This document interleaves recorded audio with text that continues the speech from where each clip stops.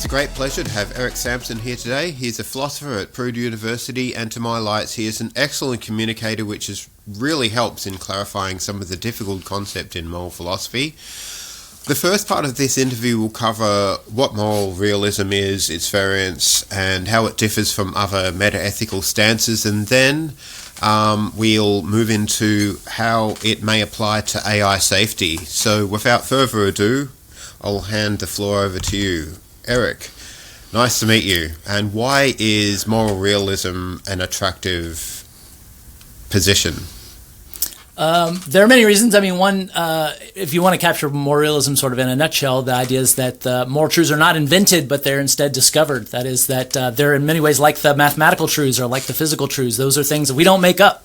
Your math professor that you had in college, they weren't just creating mathematical truths. They were out there discovering them, and it wasn't because they were doing empirical investigation. Instead, they were using their mind. They were using reason to come to know these abstract truths that are independent of their mind. And moral realists say morality is just like that. So we could be wrong about it. Whole societies could be wrong about it. And that means that some societies can be better than others because they better approximate the moral truths that are independent of our minds. That's, uncomfortable for some people to hear and think about, but it's true. And we should be honest about that. And it's important that we try to shape our societies as best we can. And if there's going to be superintelligence or artificial intelligence, it's important that we get it to align with the moral truths that are independent of our minds. That means we need to be careful about discovering what that truth is. Of course, not overconfident that we have it, but confident that it's there to be found. Okay. Well, great. That's definitely a great introduction to moral realism and its applicability to AI safety. And would you like to give us more of an introduction to yourself, why you got attracted to moral realism, and in broad sweeps how it might contrast with moral anti-realism? Sure, yeah. So I'm a professor of philosophy at Purdue University in Indiana in the United States, and I work on meta-ethics, which is the sort of broad abstract questions about the nature of ethics, whether there is any such thing as what we morally ought to do, and if so, how can we come to know about it, and what does it depend on metaphysically? That is, does it depend on our attitudes, or God, or my attitude, or is it like the mathematical truths, independent of our minds? So that's roughly who I write about existential risk and effective altruism and meta-ethics. So I teach a class here at Purdue on the ethics of data science. So this is a very STEM-heavy school. There's tons of computer scientists here. And so we talk about that. And then I've taught the ethics of AI in the past, where we talk about existential risk and superintelligent artificial intelligence, those sorts of things. So the second part of your question was, say more about moral realism? Is that, or why? Yes, that's right. How I got into it. Yeah.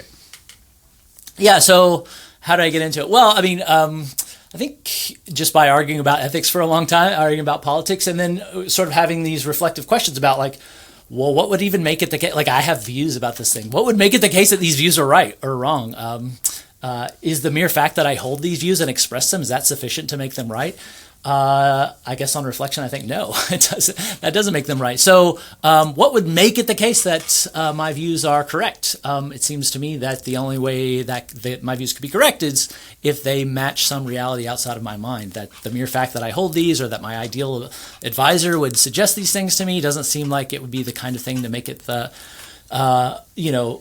weighty enough to be a sort of moral truth.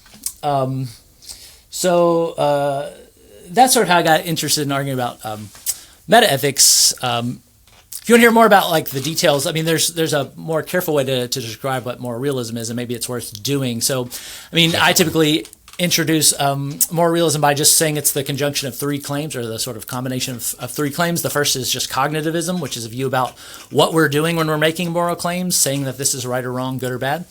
That this is a life worth living, and that's a worthless life. The life of a grass counter, the person who counts grass all day, and maybe they enjoy it. I want to say that's a worthless life, even if they enjoy it.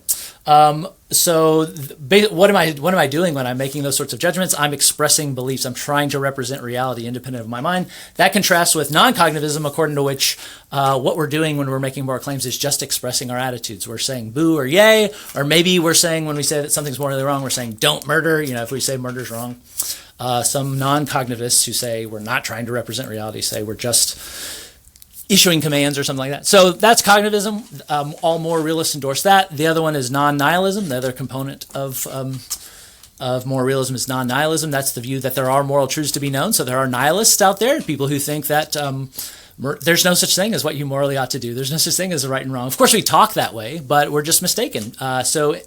Nihilists hold the attitude towards morality that atheists hold towards God. It's true that people devote their whole lives to God, but the atheist just says, yeah, there's nobody there. There's a big nothing that's responding to their prayers and things like that. And similarly, the nihilists about morality say, yeah, people devote their whole lives to the moral causes. There's nothing corresponding to their commitments. There's nothing that makes their commitments the right commitments to have, because there's no such thing as moral reality. So realists deny that, so they think there is a moral reality to be known. And then the third component is stance-independence. That is, moral realists think that there are truths out there to be known. We can talk about them and say true things about them, and they're made true independent of our attitudes. So as I said earlier, the moral truths are like the physical truths. They, if the world is, if the planet is spherical, that's true whether anybody believes it or not. Even if the whole world thought it was flat, it would still be spherical. People could be wrong. The truth about the shape of the earth is stance independent. It doesn't depend on anyone's attitudes or what they think or believe. And that contrasts with the view according to which morality is in some ways made up by us. And if it were, it would be sort of like, the days of the week. So I think today's a Wednesday, at least where I'm at, is veering on Thursday. So what makes it Thursday right now? Well, it's just our agreement that it's Thursday. There's no such thing as Thursdays written into the nature of the universe. And some people think, morality is like that. It is if there are any moral truths at all, they're the product of our agreement, or the product of the reaction of some hypothetical creature like the ideal observer or myself under ideal conditions. But in any case, there's no stance-independent truth about this. It depends on someone's attitudes, either mine or my culture's or an ideal observer. But someone's say-so at the end of the day settles what the moral truths are, and realists deny that. So realists are cognitivists. They think we're trying to represent the world. There's a world to be represented. There's a world that we can know, and it doesn't depend on our attitudes. That's roughly what realism is. You've brought up ideal agents and ideal observers. I think that they're two different things. You may be using them in a similar way as each other, I'm not sure. But, okay, so ideal observers are kind of like this omnipotent being that sort of knows everything about everything and is, not biased to any particular one sort of agent. It's but ideal agents are kind of like an ideal observers, but very focused on one person's point of view. Is that correct? That's right. Yeah. So there was a view in metaethics that was popular for just a little bit. It was advanced by a guy named Roderick Firth called the ideal observer view. And basically, what he said is right. What makes it the case that an action is right or wrong? Well, it's an action is right if an ideal observer would approve it, and it's wrong if an ideal observer would disapprove of it. And what's an ideal observer? It's someone, as you say, who doesn't have a special interest in anyone's plight, and instead they're just sort of observing the world from the point of view of the universe, and their reactions make it the case that actions are right or wrong. And you might wonder, why would anyone think that? And the idea is, Firth was convinced there is such a thing as right or wrong, and what could make it the case? Well, someone who is just fully acquainted with all the non-moral facts and is acquainted with how it affects everyone, the way that they would react seems like it would settle these truths. And it would be in a non-mysterious way. So you might wonder, what is right and wrong? And he said, rightness and wrongness just is the reactions of this ideal observer. And that's in some ways non-mysterious. In some ways it's totally mysterious. Is there such a being? No, probably not. And I don't think Firth thought there was, but I think he thought whatever their reactions would be, that would settle what rightness and wrong is. So that's what an ideal observer is. But some people think, no, what you ought to do doesn't depend on that. It depends on what you would do if you were ideal. So many of us are non-ideal in many ways. We, of course, we have preferences and we have things that we want to do with our life, but many of our preferences and our desires are ill-informed. That is, we think that, or we desire certain things, but we don't know that if we were, in fact, to get those things, it would not turn out well for us. So a lot of people want to date their high school sweetheart. They, want to be in a relationship with them. Little do they know that since high school, they've changed dramatically, and if you were to be in a relationship with them, it would end up terribly. So your desires are ill-informed. A lot lot of people desire to win the lottery, but if you just go look at people who've won the lottery, it turns out very badly for them. It doesn't take long before they're bankrupt, and everyone has come to them and grabbing at their money, and their relationships are destroyed. Many people have that kind of desire, but they're just wrong to. So the ideal agent view is supposed to say, no. What you ought to do doesn't depend on what you in fact desire, but what you would desire if you were fully non-normatively informed, and maybe if your desires were perfectly coherent, because many of our desires and our intentions and our goals are incoherent, and we're not always aware of that because we're just mishmash of lots of desires and hopes and dreams, and we don't see the ways that they're incompatible. So our ideal our ideal selves, they would be aware of those things, and so what they would advise us to do, that settles the facts about how you ought to act. That's what an ideal agent or an ideal advisor is like. Mm-hmm. But it seems that ideal advisors are very much on the side of the person who they're representing. It's a rather parochial view of the universe. It's limited to whoever the advisor is advising. Yeah, I'm worried about AI being fashioned after ideal advisors, because I don't want there to be utility monsters out there who, just to get the first mover advantage and can optimize resources in such a fashion that it benefits them sharply discounts the well-being of everybody else around them. But we'll get onto AI ethics a bit later. But it seems as though, moral realists believe that there's moral truths are ontologically real, and that there's epistemic access to them. And can you give us some examples of epistemic access to these moral facts about the world? Yeah. So realists are committed to there being, moral properties such as rightness and wrongness, goodness and badness, virtues such as temperance and courage and wisdom and all those sorts of things. But they're features of the world, so they're properties that actions have. So actions are totally non-mysterious things, like we go around acting, and the idea is that many of our actions have this extra feature, which is a moral property, a rightness or wrongness property. That doesn't mean that there's a thing that attaches to our actions or anything like that. It's just that they have this property. So now you want to know, how do we come to how do we have epistemic access to these properties that our actions apparently have? Well, at least according to my version of moral realism, we come to know it by means of reason, specifically this faculty we have called intuition, that many people think is oh my God, this mysterious thing that grabs at the moral truths that are out there. But I tend to say no, this faculty of intuition is one that you use constantly. You may not be aware of it, but whenever you're doing philosophy, when you're considering various claims and their plausibility, when you're considering whether a certain proposition is possibly true or metaphysically necessary or metaphysically impossible, those sorts of things, what you're doing is you're drawing on your intuition. That is, you're considering claims, you're considering what it would take for those to be true, you're seeing whether it strikes you as true or false, and you're drawing conclusions on that basis. Whenever somebody gives you an argument and you're trying to assess whether the argument is a good argument or a bad argument, what you're doing is you're considering the claims, and you're considering the entailment relations, and you're considering whether they do in fact support the premises or the conclusion that they're said to support.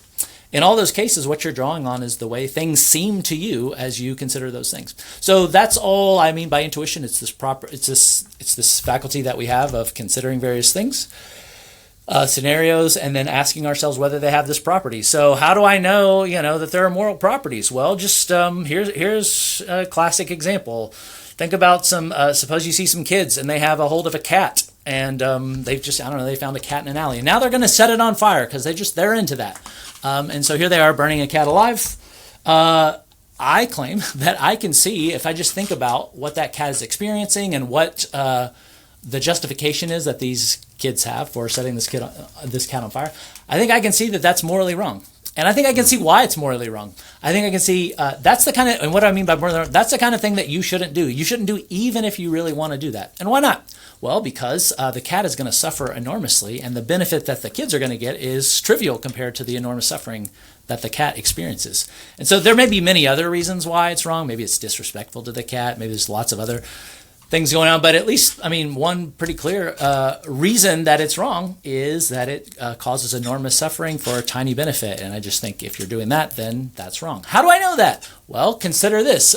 Just consider Is there anything objectionable about causing enormous suffering for no reason at all? Seems to me as clear as anything that it is.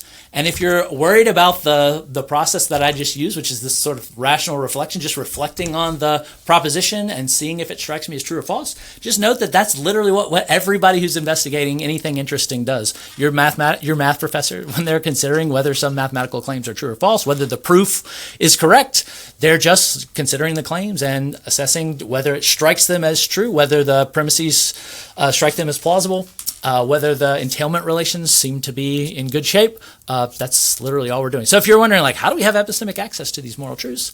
It's on the basis of considering these sorts of scenarios, either in real life scenarios or hypothetical scenarios, and sort of reasoning about not only whether the property is there, but why is the property there? What makes it the case that this is right or wrong, good or bad?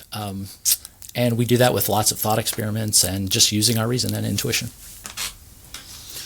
Would you consider yourself a reductive physicalism? Like, for instance, can everything in the world be reduced down to its fundamental physical or material basis?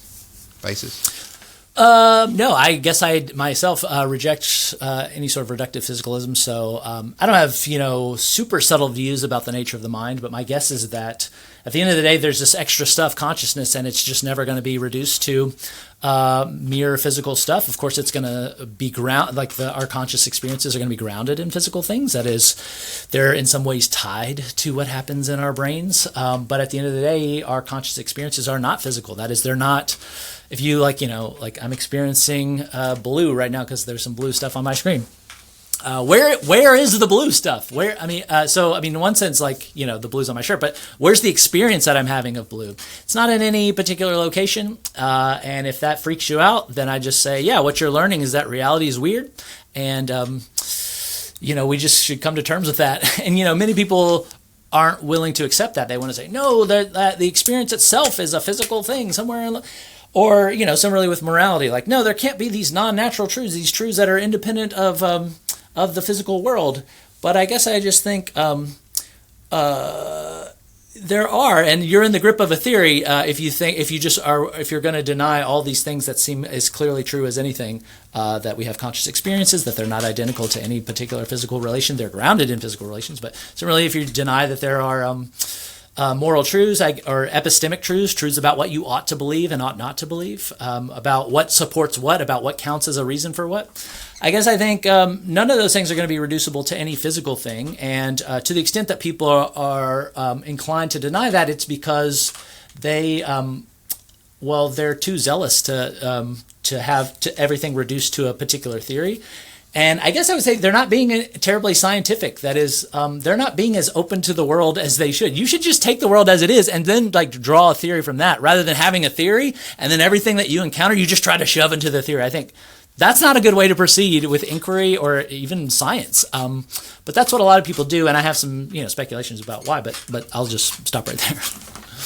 Yeah, I think it's interesting. I'm not sure which way I lean yet, but what I have noticed is, in developing neural networks, AI experts have noticed that similar physical structures emerge within the neural networks to represent common features about the real world, like an apple or a gradient, or some concept. And so you end up getting similar logic circuits developed within the pattern of the neural network. So from a patternist point of view, I'm not sure if this works for consciousness or for really complex metaphorical stuff, but there is, in a sense, a reality where you can prune from one neural network and transplant a concept into another neural network, and that seems to work. So from there, it does lean me towards a little bit of if representations are actually encoded in the brain as patterns, physical patterns that are instantiated in very physical and reliably reproducible ways, then that says something. And the other thing is to think, well, if they were patterns in the brain but were completely arbitrary, how would that even work? I find that particularly problematic. Yeah, so you were like, look, if physical stuff sort of underlies our conscious experience, but there's no clear relation between the world being arranged in a certain way and our having certain experiences. Like, that would be super mysterious. So that suggests that, like, whatever conscious experience it is, it needs to be tied very closely to the physical, the stuff that's physically underlying it.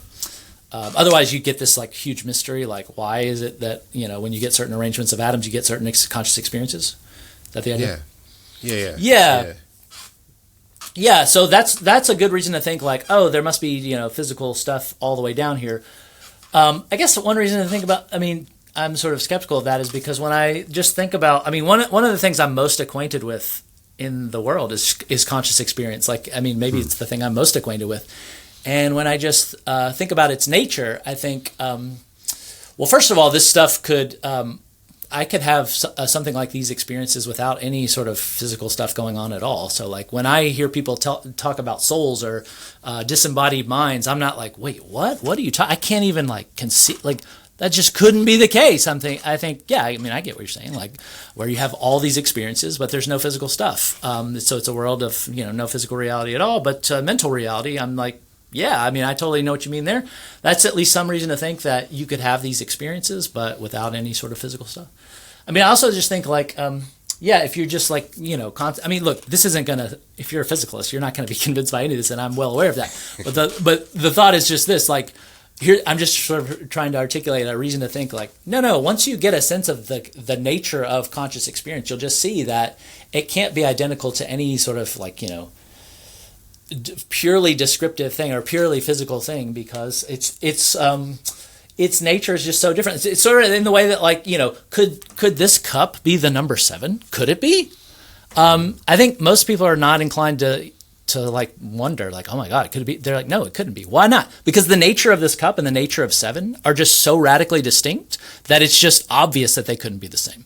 And so I'm not saying it's just as obvious, the fact that this cup couldn't be the number 7, it's just as obvious that consciousness couldn't be physical. But what I'm saying is something like that once you understand the nature of the things that you're considering, 7 and a cup, you can just see they couldn't be the same.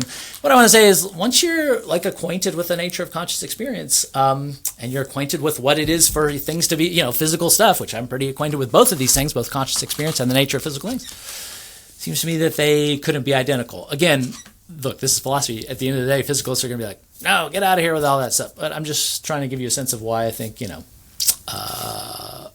not a reductive physicalist. You asked me if I am. I said no, and this is, some stuff. Yeah, look, one of the things I've really enjoyed about some of the talks and podcasts you've done with other people is that you're willing to entertain varieties of points of view and also offer up good reasons to think one way or the other, regardless of whether that's actually your true position. And that's an admirable trait, so thank you, and I appreciate that a lot. Now, look, you describe yourself relatedly in your research as being unified by and as a response to the nagging thought that we might be wrong about everything we think is important. This does remind me of epistemic humility, which I think is very important and is one of my favourite topics. And how would you describe epistemic humility, more to the point? Yeah, I guess I do think epistemic humility is important. I've written a bit about this as it relates to intellectual courage as well, or epistemic courage. But so as I understand epistemic humility, one thing that you ought to do is, if you're going to be a good inquirer, is you need to have some sense of what your limitations are, what your cognitive limitations are, what you could know and what you couldn't know. And it's important to have a good sense of that so that as you're inquiring, you aren't, inclined to be overconfident that you've got it right and then sort of settle there. I should say that, realism, according to which there's a truth independent of your mind, sort of encourages a kind of epistemic humility because it says, look, you don't get to make it up. So you better be doing your inquiry, like, really well in order to get a grip on what the moral truths are. So I think, realism, realists are often, derided as, like, the dogmatists because we think there's a truth out there and, like, you better just, like, conform your mind to it, you piece of crap. And so, like, you're a dogmatist. But I tend to think, no, we're the ones who say, like, you could be wrong. I could be wrong. We could all be wrong. And so we got to be careful that, not to be wrong. Like, we got to, like, inquire well. So, Yeah, I do think intellectual humility is important. I also think that it's one thing intellectual humility doesn't require is that you just never have any controversial views. So this is a very common view in epistemology. It's a view called conciliationism, and basically what it says is, look, if really smart people disagree with you about something, then you should suspend judgment about whether your view is right. And the reason is because who do you think you are? You think you're smarter than like these people who've, they've gone to all the PhD programs you have, and they've read all the articles, and they held views against you. Like, you're a realist, but there's all these smart anti-realists. Who do you think you are believing in realism? You think you're smarter? And I think a lot of people have said, look, if you want to be intellectually humble, you have to suspend judgment whenever you disagree with other people. And I think that's a mistake. And the reason is because what that encourages is a kind of intellectual cowardice where you're just never willing to take any intellectual risks. You don't want to put your foot in the wrong place. Like, oh my God, I can't have any false beliefs. I should never, if there's reason to think I might be wrong, I just shouldn't believe anything. I think that's a recipe for intellectual cowardice. And I think in general, these are my normative views about lots of things, but look, reasonable people can disagree about a lot of things. So if you have a view and I have a view and that we disagree, it can very often be the case that we're both responding correctly to our evidence. Nobody's making a mistake. And so we're both rational. So neither of us are making a mistake by believing our views. We're not rationally required to suspend judgment. Okay, that was a big, long way of saying intellectual humility is important. The realist view is sort of fits nicely with a view according to which, like, you should be careful because you could be wrong about this stuff. So make sure you're aware of your limitations, but that doesn't entail that you always have to suspend judgment. You should never have any moral views. You should never, be a committed capitalist or a committed communist because, there's all kinds of controversy about these things. No, look, you should follow consider the reasons for and against these various views, and if you're convinced that one is correct, in many cases it's rationally permissible for you to hold these views, and that's consistent with intellectual humility. Yeah, definitely. And it's great that you brought up intellectual courage as well, epistemic courage. So have you got any examples in the real world where you think people have tried to reconcile too much, has taken reconciliation too far? Yeah, so there are. So some people have argued that basically you should never hold any controversial moral or political views at all, and that's because there's always going to be disagreement among excellent people. And I think that's and it sort of justifies a kind of skepticism, not a full-on moral skepticism, but a pretty extensive kind of skepticism about many moral questions, because many super important moral questions, basically anyone that you can consider, there's really smart people who've argued you either should or shouldn't be doing that thing. For instance, many people want to have kids, but there's lots of people who argue it's morally wrong for you to have kids because their contribution to climate change is going to be huge. And so, you're a moral dirtbag if you do that. And, have you considered all the arguments against that view? No? So then who are you to, go around believing that it's permissible for you to have kids? And similarly, look, for the people who argue that it's not permissible for you to have kids, they're arguing these things, and there's lots of people who think it is permissible. Who are you to think that you should? I think, look, it's nobody. You're not making a mistake if you think it's morally permissible for you to have kids on the basis of your reasoning about this issue and thinking that you can do it. And that's just one issue. There's basically eating meat, driving, a gas guzzling car, lots of other things that you just do on a regular basis. Many people have argued is wrong or is permissible. And I think you don't have to go around suspending judgment like, oh my God, I don't know what's right. I don't know, I have no views about this thing. I don't think you have to do that. And I think if you did, you'd be an intellectual coward. That is, you'd be the kind of person who's scared to death to believe anything false. And so you never believe on the basis of good reasons that you have. I think for many of our beliefs, we have excellent reasons to believe that we're correct. We have some reasons to think that we're not. But look, at the end of the day, we're always taking risks and we have no other options. If you want to live an intellectually good life, you should take some of these risks, just as if you want to live a morally good life or a practically good life, you got to take some risks with your life too. If you were the kind of person who never rock climbed or never played any sports because you're always worried about breaking a bone, we'd say you're a coward, and we're right to. You got to take some risks. You got to get out in the world and risk dying or doing some harm to the world in order to live a good life, and the same thing is true in the intellectual life. Mm-hmm. Now, you describe yourself as a robust realist or a non-natural realist. So, I guess, is this similar to David Enoch's stance? And how do your views as a robust realist converge or differ from other moral realists? or natural realist like Peter Railton? Yeah, so a robust realist is somebody who thinks that the moral properties are not identical to any natural properties, where natural properties are the kinds of properties that the natural sciences investigate. So a naturalist like Peter Railton, for instance, might say, look, moral goodness is identical to a certain property in the world. I don't think this is Railton's particular view, but there have been utilitarians, for instance, who are naturalists who have this view. Goodness is identical to pleasure. And pleasure is just an experience that somebody could have. It's a totally naturalistic property. Nobody is, or at least is typically thought to be a totally naturalistic property. And so on that view, goodness is just identical to some particular, thing that's going on in the world. Whereas the non-naturalists say, no, goodness isn't identical to pleasure. It's a feature that pleasure has, but it's not the same thing. Pleasure is good. That is, it has the property of being good, but pleasure isn't identical to the good. And similarly, some utilitarians have said, no, rightness just is maximizing utility, and maximizing utility is a totally naturalistic feature of the world. Of all your options, there's one that brings about the most pleasure, and if you took that option, then you did the right thing, and if you failed to take that option, then you didn't do the right thing. So, wrongness just is identical to failing to maximize utility, which is a totally naturalistic property. Whereas the non-naturalists want to say, no, there is a totally naturalistic property, which is failing to maximize utility, but that's not identical to wrongness. It's just that anytime you fail to maximize utility, there's this that failure to maximize utility has this feature called wrongness, which isn't identical to any naturalistic feature in the world.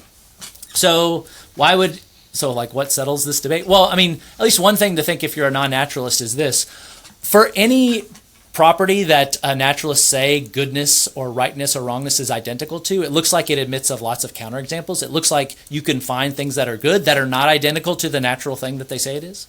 Or you can find things that are right or wrong that are not identical to the thing that the naturalist says it is. So I think that there are some things that are wrong that are not just failures to maximize utility. So I think that, sometimes,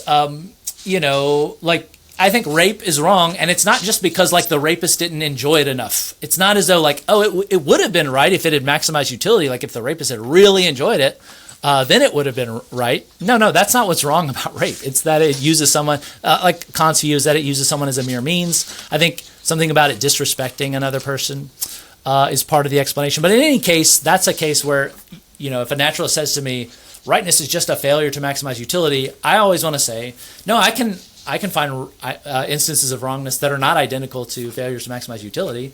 And so I just don't find any particular identification of rightness, wrongness, goodness, badness with a natural property very plausible at all. So maybe I'll just end there. Yeah, well, look, Peter Singer, who's a very well-known utilitarian, I think he started off as a non-realist. He was an anti-moral realist. However, he has walked the floor over time, and he's been convinced to wave the flag of the moral realist. So he's a consequentialist. Would you consider yourself leaning towards any form of consequentialism, even if you're not a classic utilitarian that is measuring only, the hedonic scale, either of the value of pleasure and the disvalue of pain? You say you're suggesting there's a whole lot more factors, a whole lot more things that we need to consider, rather than just pleasure and pain and the philosophic calculus. Yeah, so I'm not a consequentialist for many reasons. One is just that.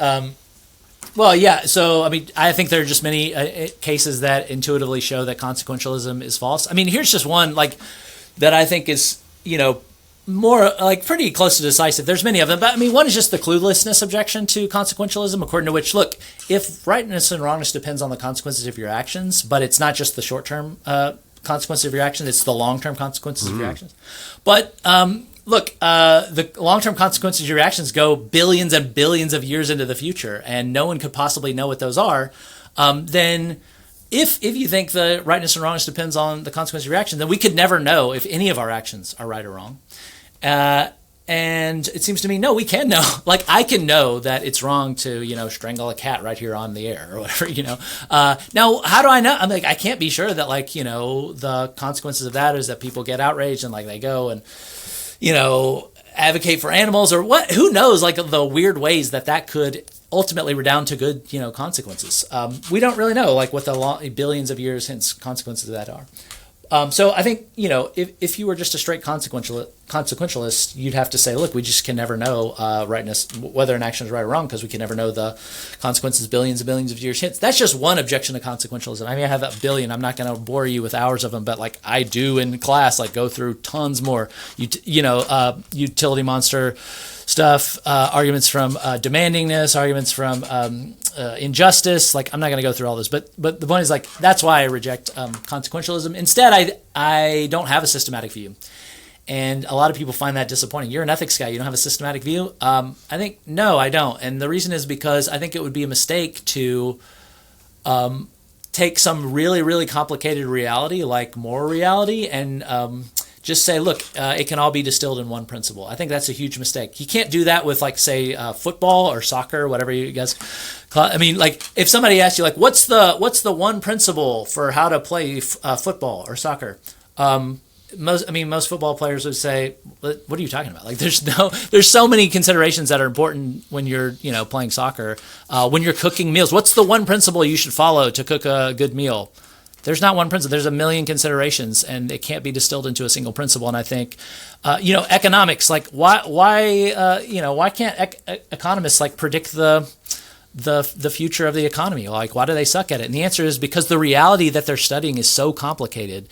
They can't just distill it all into a single principle and predict it. And even if they could predict it, once they make the prediction, people are going to react to the prediction. So the idea is just this: in virtually no domain do people think you can reduce it to like a series of one or two principles. It's just silly because the reality that you're trying to think about is just way too complicated.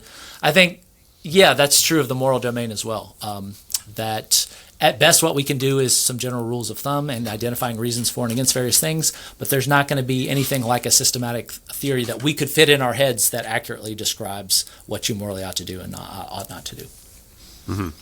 And this may tie in and may even support the idea of indirect normativity as a means of trying to get AI to not necessarily act on or be motivated by a set of direct specifications. But we'll talk about this a bit later. I just wanted to tease that we are going to talk about this in the context of AI safety a little bit later, and it seemed to be a good opportunity to sort of link this point in. All right. Setting the stage for why people should favour moral realism over other meta-ethical stances, what does moral realism solve or make simpler to solve than other meta-ethical theories? They may struggle with simplicity. Does your view on moral realism, account, like, can you say, okay, well, does it give you credence levels and say, okay, you can act like this and it'll give you like a 95% likelihood that you're going to end up with a moral result? Is that permissible? Would you say acting based on credences within moral realism framework that you hold permissible? Yeah, absolutely. Yeah. So, the sense in which I think like we can never be sure of anything is just the sense that like you can never be certain that you got it right. I mean, as long as there's a reality independent of your mind, there's always room for doubt that your mind is in fact getting a grip on the reality, that you're not subject to some sort of distorting influences or something like that. But all the same, I mean, just as in like, with the physical world, like I guess there's at the end of the day no guarantee that I'm not in the matrix, but I'm pretty sure I'm not in the matrix. I'm like, virtually certain. I'm not certain that I'm not in the matrix, but I'm virtually certain. So I guess I think that about moral reality. And now the question is like, well, what like moral truths can you know with a high degree of confidence? And I guess I think there are some that you can be pretty confident in. Like, would it be morally wrong for me to plow through a bunch of pedestrians on my way to work to just get to my parking spot a little faster than I ordinarily would? I think that's a central case. Like, yeah, I know that I definitely know that that's wrong. What about like abortion? Is that wrong? That's harder because it depends on more complicated factors. But so that was just to say, like, what you want to do in moral inquiries, you want to start with the central cases that you can be really highly confident of, and you want to begin trying to systematize those and then work toward the outer reaches to the more complicated cases like abortion and I don't know, whatever else, genetic enhancement or whatever the the thing you're arguing about is. So did you want me to answer the question about what problem does realism solve? But that's interesting what you just brought up, and you brought up examples which are quite controversial. I come from a bit of a transhumanist scene. I've been on the World Transhumanist Association board. I interviewed, one of my most popular videos is with Nick Bostrom, an interview on the simulation hypothesis and the argument. I certainly am on the side that we're not in a simulation, most likely, but yes, there's some degree of likelihood that we are. But the question I asked before I started talking about Credences was, what does moral realism solve or make simpler to solve than other meta-ethical theories? I guess I want to say, I think you should be a realist, but not necessarily because it solves any problems, unless you just conceive of like theorizing a certain domain as like a problem that you want to solve, and realism does the best job of doing it. So I wouldn't want to say like, oh, this will solve some problem that you have. Instead, I just think it makes the most sense of the moral domain that we're trying to understand. So most of us, when we're thinking about, when we're trying to theorize morality, we come to it first, and we're hit with what you might call data. That is just things that it seems reasonable to believe about the domain, and then once you sort of get a grip on some of the data, on some of the things that it's reasonable to believe about that domain, then you begin to try to theorize it. And so I think realism does the best job of vindicating many of our pre-theoretical thoughts about morality, and it does so in a way that doesn't make us, commit us to ghosts or anything too weird. Of course, many people think, morality is super duper weird, but I think once you get a sense of like what we're saying morality is like, we're not saying that there are platonic forms out there that you're getting a grip on, or that there are little invisible properties that are sitting on top of your actions, rightness and wrongness, or something like that. That have like physical properties, but you just can't see them. What sort of data does realism make sense of? Well, I think it just makes sense of the idea, first of all, that there are things that are right and wrong. It seems as clear to me as anything that plowing through passengers just to get to your parking spot a little faster is morally wrong. I really don't know what philosophical claim you could bring to me that's going to be more plausible than that. So you might say, oh, well, what about, isn't it the case that everything that has this property also has this property, or something, some like abstract metaphysical property or metaphysical claim? I'll say, no. I mean, if what we're doing in philosophy is we're trying to begin with claims that are exceedingly plausible, and we're trying to work out the implications of those things, that's as plausible as I can think of. So I'm committed to the idea, like, yeah, there's things that are right and wrong, and now I want to know, like, okay, so maybe it's wrong to plow into passengers because, not because it's, a truth independent of my mind, but instead it's a mind-dependent truth. Maybe it is. Let's think, what's the mind that would make it wrong for me to plow through passengers at a crosswalk? Would it be wrong because God said so? There's a famous objection to that kind of view, that the rightness and wrongness depends on God's commands, and it's the Euthyphro problem. And basically the idea is this: look, if God commands you not to plow into passengers at a crosswalk, it's either because he recognizes that it's wrong, that it's bad for you to do that, and that's why he's commanding it, in which case there are truths independent of God, or there's just no fact of the matter about whether it's wrong to plow into passengers, but God is just, commanding because that's just like, I don't know, for whatever reason he felt like commanding you not to do that. If it's the first thing, if he's already recognizing that it's wrong and reporting it to you, then there's a fact independent of our minds. If he's just like saying it because he feels like it, then I think then morality is just totally arbitrary, and there's just absolutely no reason to follow it at all. It's not the kind of thing I should pay attention to, and certainly God's commands are not the kind of things that I should pay attention to. And so but morality just doesn't seem to be, arbitrary in that way. So it doesn't look like either story about, the rightness or wrongness of plowing into passengers has anything to do with God's commands. But that whole argument that I just gave right there, that's going to apply to basically any perspective that you give me. Like, what about, does rightness and wrongness depend on my commands or a society's commands or an ideal observer's commands? In all those cases, I'm going to ask the same thing as I asked about the God case, which is, well, hold on. Does the ideal observer, they disapprove of me plowing through passengers. Why? Why do they disapprove of it? Either the ideal observer disapproves of me plowing through passengers because he sees that it's wrong and that's why he disapproves of it, in which case there's a truth independent of the ideal observer.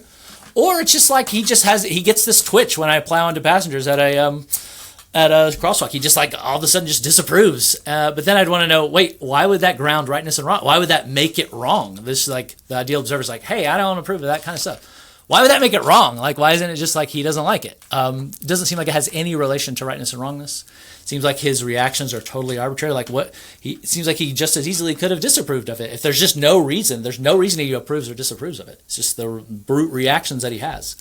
They're totally arbitrary. So, in other words, that was all a big long way of saying, like, you're asking, like, why should you be a realist? What does it solve? Well, I just think it makes sense of this idea, both that there is such a thing as rightness and wrongness, and it seems to make sense of what makes it right or wrong to do something. I think I know why it's wrong to plow into passengers at a crosswalk. It's because it causes enormous suffering for a trivial benefit. But the fact that something causes enormous suffering for a trivial benefit doesn't depend on anyone's attitudes. That's a truth independent of everyone's minds.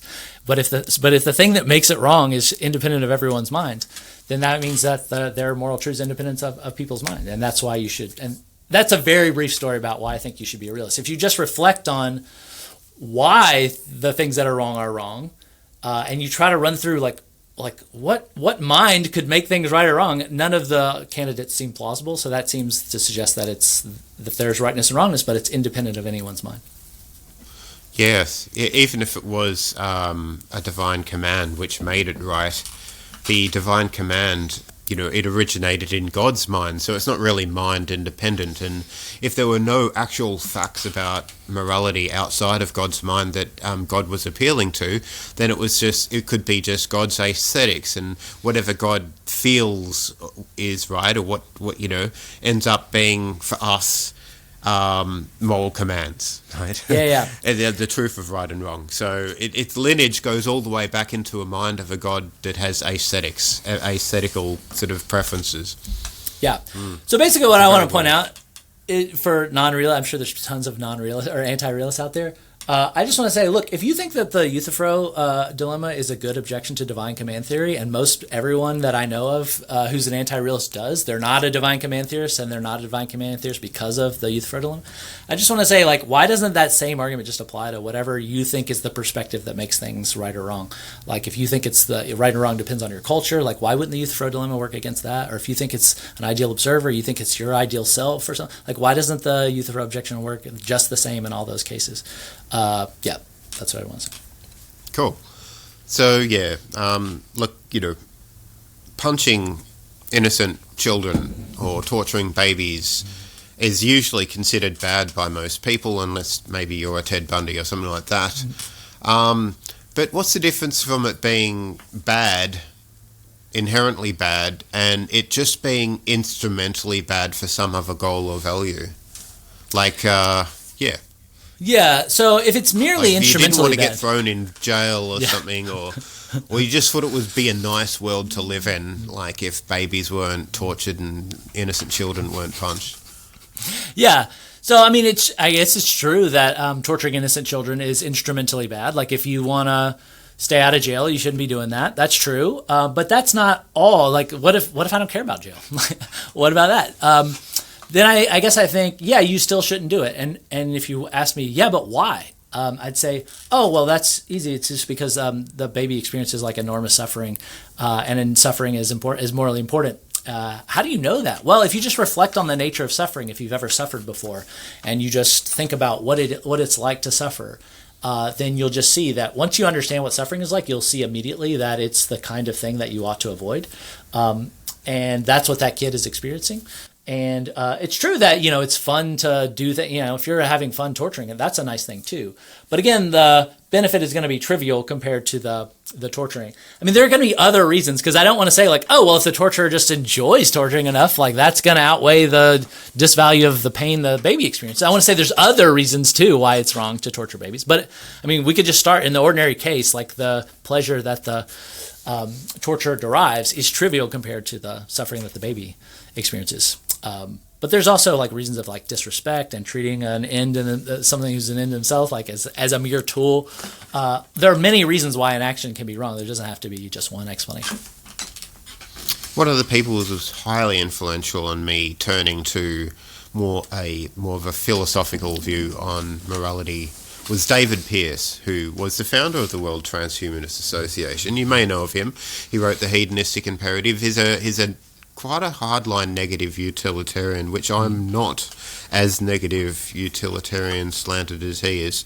But one of the things that he says is that suffering and bliss, or the pleasure-pain spectrum, discloses the nature of the physical. And I think what he's really saying is morality is built into the natural world, in that it's disclosed through feelings. It's disclosed through sensations of pain or feelings of bliss. But yeah, what are your thoughts? I don't disagree. So I certainly agree that pain is bad and pleasure is good. I guess I disagree with David Pearce just in this respect. I think there are other things that are also good and bad, and I think those are disclosed through reason. So I think he thinks they're disclosed through like the experience of having these, once you have the experience of pleasure and pain, you're like the goodness or badness is exposed to you under those conditions or something like that. And I'd say, yeah, so that's one way to, come to know value. Here's another way, by intuition. That is by considering, a life where, someone is living happy enough life, but they don't really do anything with their life. All they do is they sit around on the couch all day and they just, they eat chips and they just watch TV all day. Now it's ecstatically fun for them, but they are, massively unhealthy and they don't achieve anything in their life and they're very stupid and, all these, but they're just enjoying bliss and like virtually no pain. Is that a good life? And what I want to say is, if you reflect on this person, we're stipulating that they're pretty happy. Like every day they wake up and they're just ready to watch more like stupid TV and eat chips. So they're very happy. Idiocracy style. Yeah. But is there anything like, so if all that mattered was pleasures and pain, we should be super happy with this outcome. We should be like, this is great. This is like, we should be happy with a warehouse of rabbits on dopamine trips. That's right. Heroin trips, right? This is among the best things that could happen. This guy right here, he's living among the best life for a human being. But I just want to submit to you that, when you reflect on this guy's life, I hope you see there's something missing about, something of value that's missing from his life. And it's not just pleasure, because we've built in that he's like ecstatically happy. Instead, it's that he's a piece of garbage. That is, he has no virtues. He has no excellences. He's not cool. He's not a badass. He has no competencies. He has no style. He has no achievements to speak of. So he's a loser. He's happy, but he's a loser.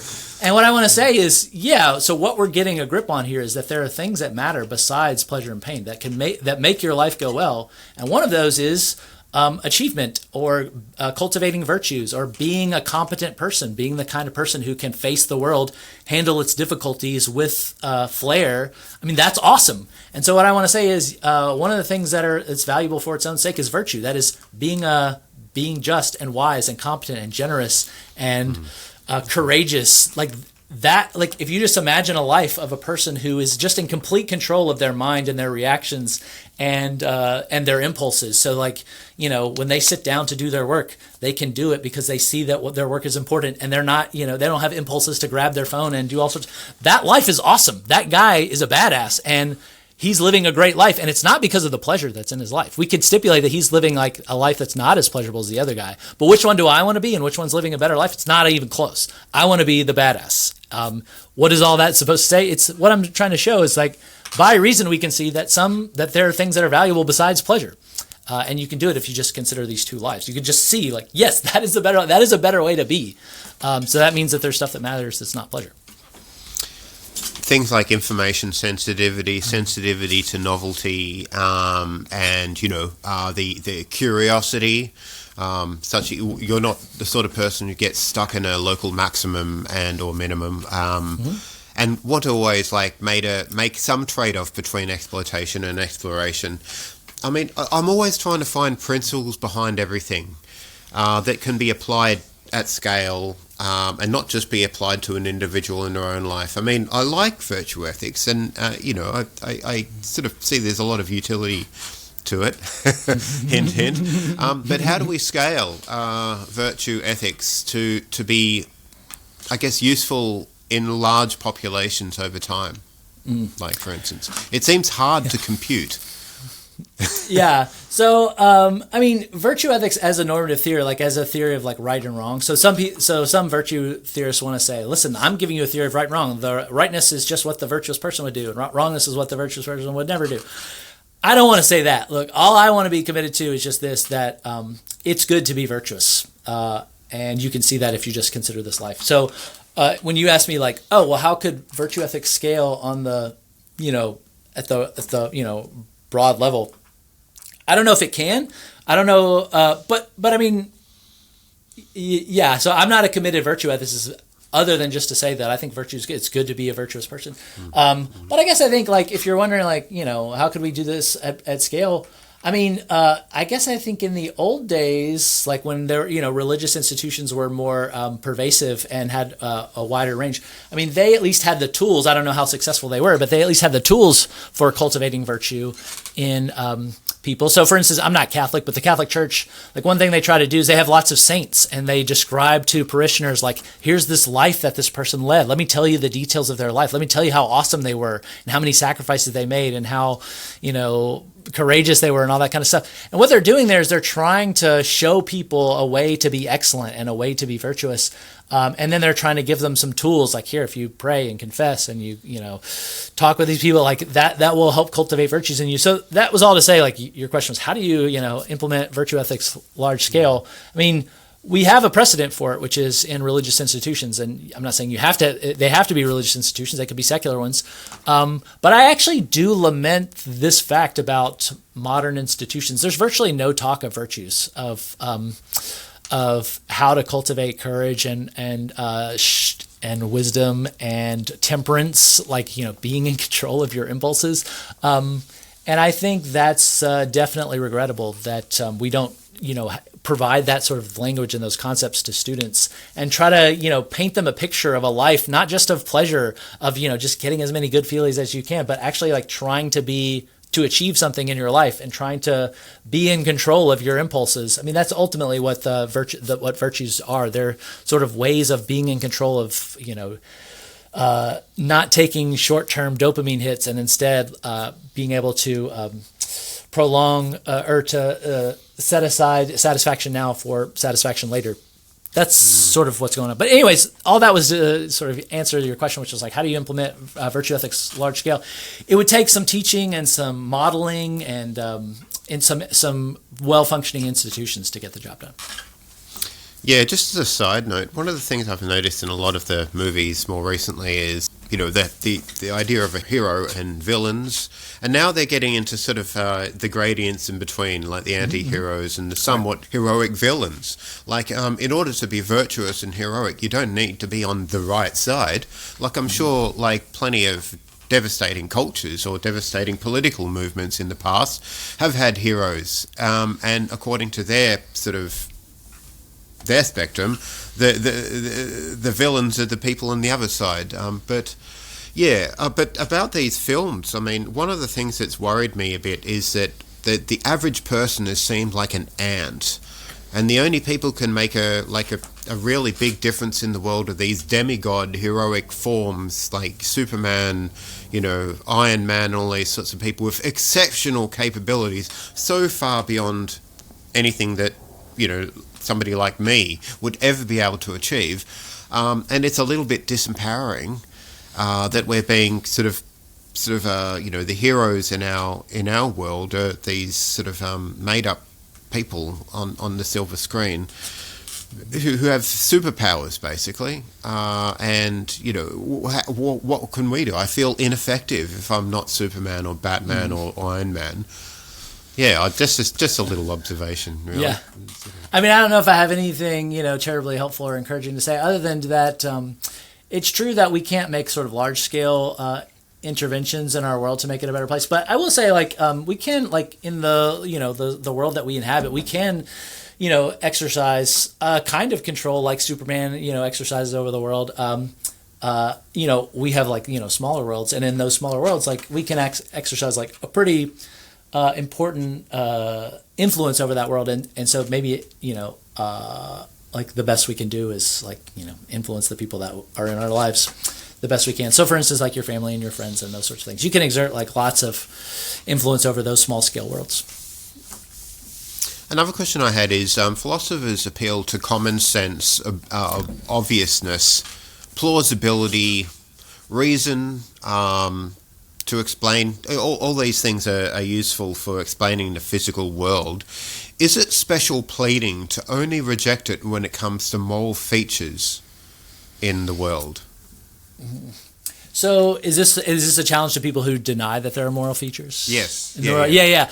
I do think that is a good challenge. So yeah, I mean, I guess I think what we all try to do when we're doing philosophy or we're doing science or anything is we begin with lots of claims that strike us as clearly true upon consideration. And they may strike us as clearly true for many reasons. Maybe intuition, maybe perception, maybe reason, reasoning about things make them strike us as really true. But in all these cases, what we're relying on are the way the world presents itself to us in our various sense modalities or our various ways of coming to know the world. And I get a lot of people sort of then all of a sudden when they turn their attention to ethics or morality, they start denying things that are that strike them as clearly true. And why do they do that? Well, it's unclear. I guess actually, I'll speculate.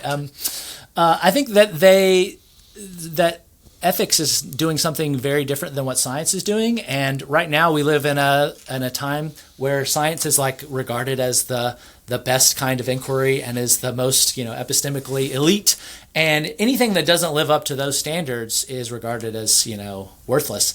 And I think that's a mistake I love science. I think it's great. And I think we've learned a lot of things and I'm very impressed by it and all that stuff. But I mean, the way science proceeds is, as you say, relying on what strikes us as clearly true and then trying to systematize these things that strike us as clearly true and then moving to edge cases, things that are less obvious to us and trying to systematize those things. And that's all we're doing in the world of ethics as well. And I think if you were to keep the same methodology across domains as I think you should, I think you'd find yourself, I think you'd find yourself being a moral realist. That's why I am a moral realist, and that's why I think, and everything that we say is totally compatible with science. In fact, it fits quite nicely with it. Not that psychological reasons should be why you favour one particular meta-ethic over the other, but are there plausible psychological reasons why you think people are attracted to or repelled from moral realism? Yes. So let me start with repelled, and then I'll say some psychological reasons. These are not going to be flattering, so I'm not suggesting every anti-realist, these are the reasons why they reject realism. But I mean, here are some plausible ones. I mean, I think a lot of people, again, they regard science as the elite epistemic sort of practice, and so they have this sort of exaggerated allegiance to science, and they think, look, anything that's not science, throw it out. So I think that's a mistake. I also think that there's a bit of morality, and especially objective morality, sort of smacks of religion. Sounds like the kind of thing that religious people are into, and a lot of people hate religion. Religion's not cool, and it's that's what the bigots and the losers are into. And so anything that sort of smacks of religion, they're sort of unattracted to. And so I think a lot of people... Was that the reason why anti-realism was quite popular in the 70s or earlier? Yeah, that is my sense, is that... there's many reasons, but one was logical positivism was a big deal, and that was sort of that was a sort of religion and all religions claims are kind of goofy and crazy, so that's one story is that there was sort of an anti-religious sort of thing. And look, if you think that there are truths that are independent of our minds, but they're not physical truths, that kind of sounds religious-y, and so it's like, I'm out with that stuff. I think a lot of people sort of think that, I think they misunderstand ontological simplicity. I think they think, oh, well, this is the simpler view, and so like that's a better view. But what they don't understand is that, look, appeals to simplicity are appropriate only when you have two theories and they're equally good theories, all things considered. And so it's sort of like, don't multiply entities beyond necessity. Necessity for what? Necessity for understanding the domain that you're interested in. Well, a lot of people are like, well, I'm just not even going to countenance the domain of morality. I'm just going to, for simplicity reasons, just reject it. There just is no morality at all. And I think, no, that's not a proper use of morality, of simplicity, because now you're just rejecting tons of data. That is, it seems clearly true to you and most everyone else that some actions are morally wrong. If you're just like, well, I don't countenance them because simplicity. I guess I'd want to know, well, first of all, like, you haven't even theorized the domain in the first place, and you haven't shown that realism and anti-realism are all things equal, and then you move to simplicity. Simplicity is supposed to be something like a tiebreaker for two theories, and a lot of people just think like, it's the first thing you go to. Just tell me the simpler theory. It's also a mistake because no one thinks that like the way to decide between two theories is just to count up the number of things that they posit, and then the lowest number wins. Like that's a huge mistake with how to use simplicity, because again, simplicity is a principle of theory choice, and it says, look, when all things are equal, go with a simpler theory. But all things aren't equal. The realist view says that there are moral truths and that you can come to know some of them, and that's consistent with lots of the data. That is the pre-theoretical beliefs we come at when we're trying to understand and theorize this domain of morality. Whereas anti-realism says, no, there's no fact of the matter about any of these issues, or at least error theory, or kind of nihilism, says there are no moral truths at all. And so it's sort of like, simplicity is supposed to be like a theory choice, like that comes at the end, not at the beginning. And that's a mistake that a lot of people make. So it's a misuse of parsimony. I mean, there may be other reasons, but maybe I won't speculate too much about, the psychological things that are going on. I guess to say just one thing about realism, like why would people be attracted to realism? Yeah. I think one reason is, this is not psychologically flattering, but I think some people just can't bear the thought that maybe nothing matters, that maybe there is no truth about how you ought to live your life, that your life isn't important, that it doesn't have any meaning, or there's no goodness or anything like that. So, I mean, if the world were entirely valueless, that would be psychologically difficult for many people, and so many people are loath to accept things that are psychologically difficult to take. Mm-hmm. Yeah. So that's a psychological reason that you don't necessarily agree should motivate people to moral realism, but nevertheless is motivating to moral realism. I think at least it does help, right? I mean, I don't know how many, but I think probably some are sort of worried about that kind of thing. But yeah, I mean, I think that's not a reason to think that realism is true. It's just a reason to be bummed if it's false. Yeah. Mm-hmm, mm-hmm. So let's talk about dealing with disagreements, especially amongst, and your phrase is, excellent moral enquirers. So the self-undermining arguments from disagreement, there's a paper that you've written, or a chapter, I'm not sure, I didn't get to read it all, unfortunately, sorry about that. But there's a challenging epistemic component along the lines of a philosopher or an epistemic peers don't agree often. And especially in ethics, although, before the call we were talking about full papers and how there does seem to be some momentum behind moral realism, that being the case. But so assuming that people, just because moral philosophers don't agree, does that mean we should all just suspend judgment and assume methods are unreliable and therefore don't come to any conclusions? How do you respond to all this?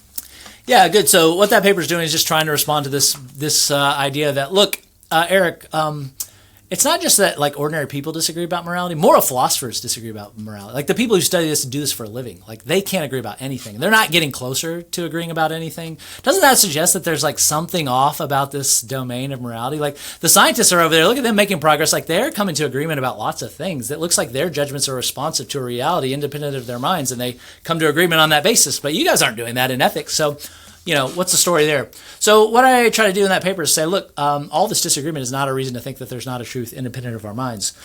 So one, why would someone think that? Or, here's a first thought. Look, even if there is a truth independent of our minds about morality, you can't come to know it because the best inquirers about this domain can't agree about it. So if that's right, then you ought to suspend judgment. That's the view called conciliationism. If you have epistemic peers who disagree with you about some subject matter, then you should suspend judgment.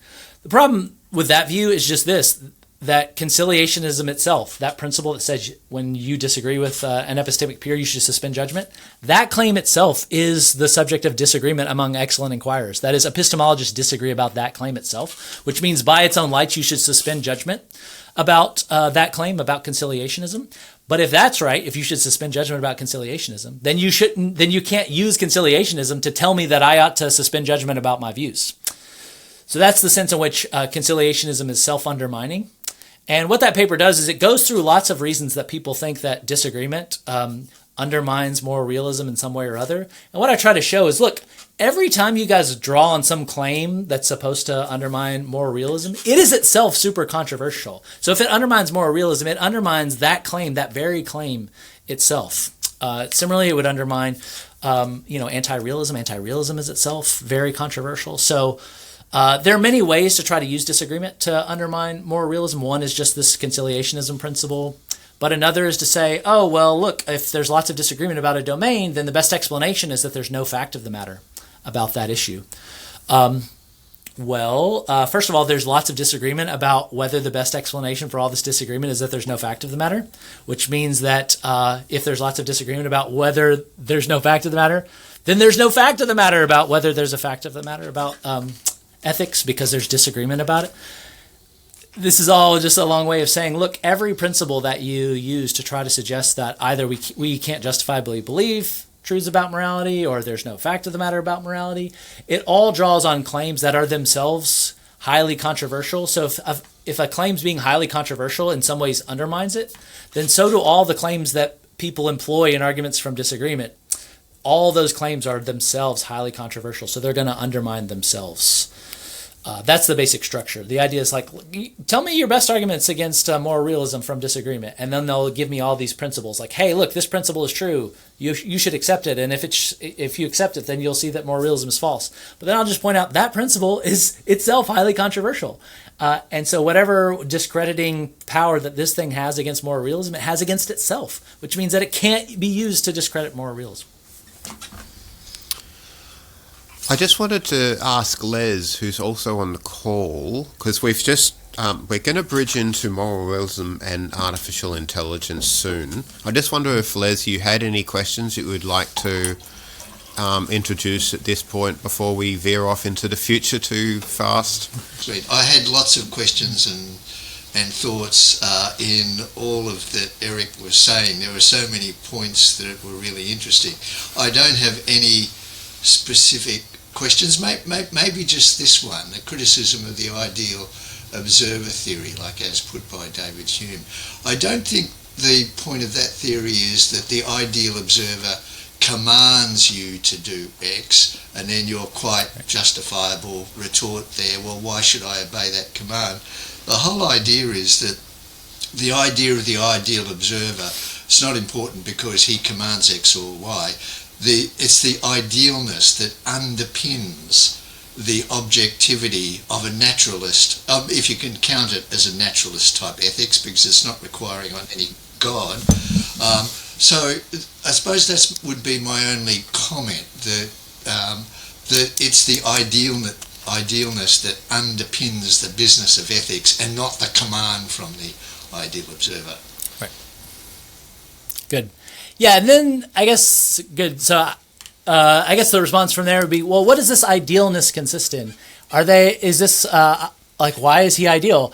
Is he ideal because he perfectly tracks the moral reasons for and against various behaviors? If so, that means that there are behaviors independent of his mind that he's perfectly tracking, and that's the sense in which he's ideal.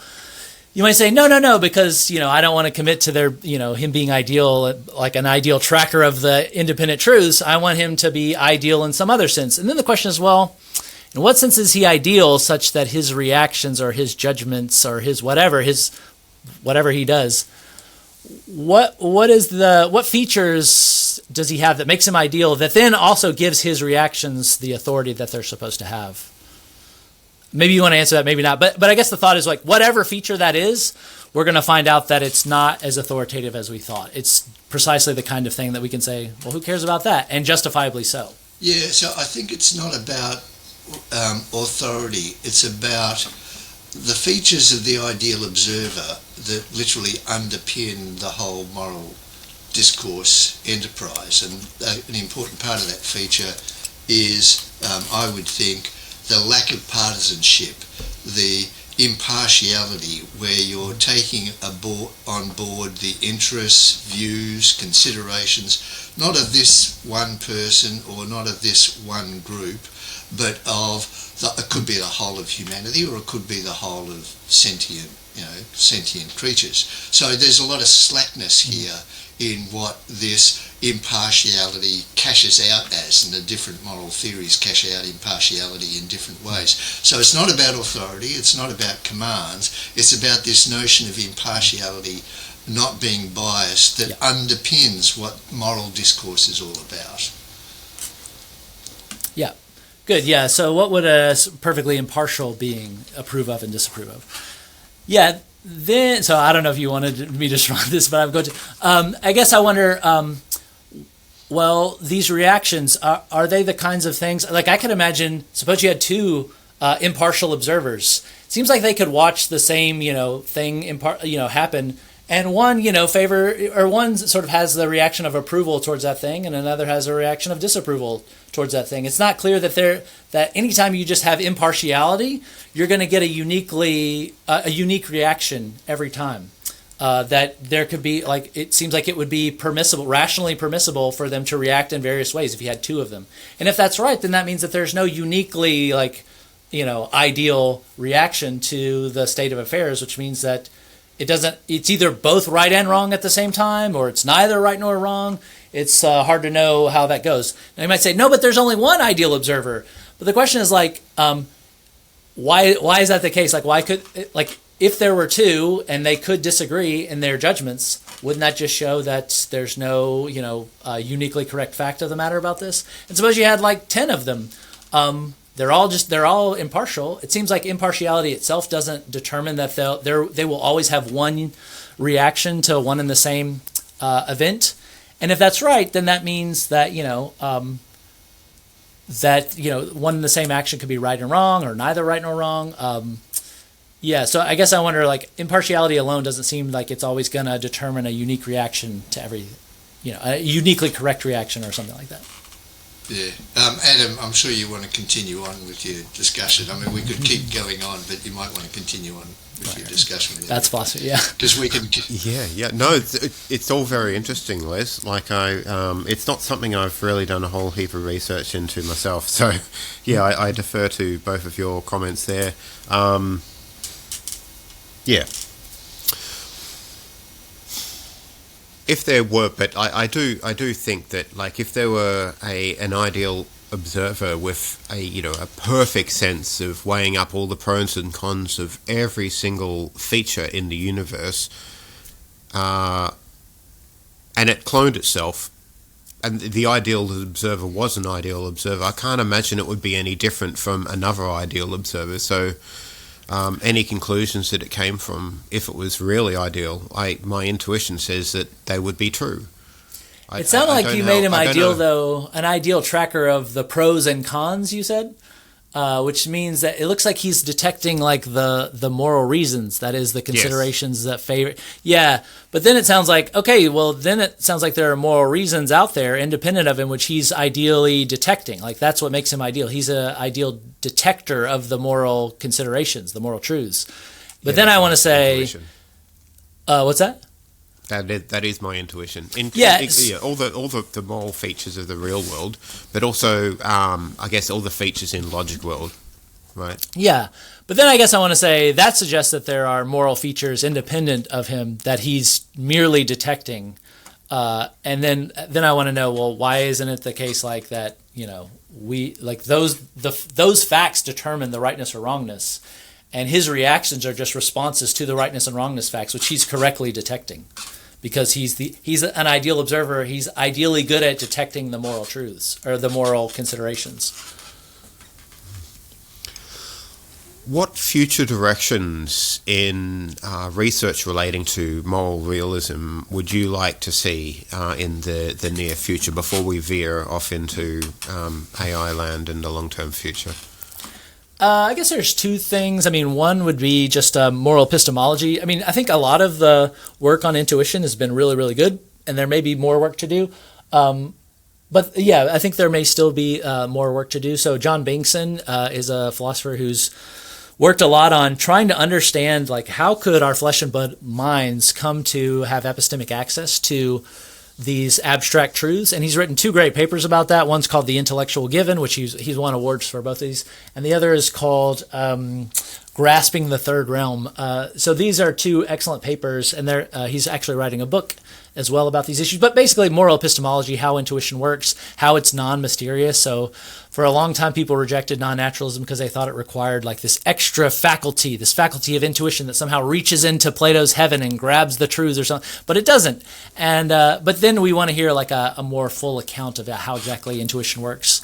And I think that's going to be done not only by thinking about moral intuition, but philosophical intuitions generally. And so he started some of that work, but I think that's sort of like a really good direction to go. Yeah. Excellent.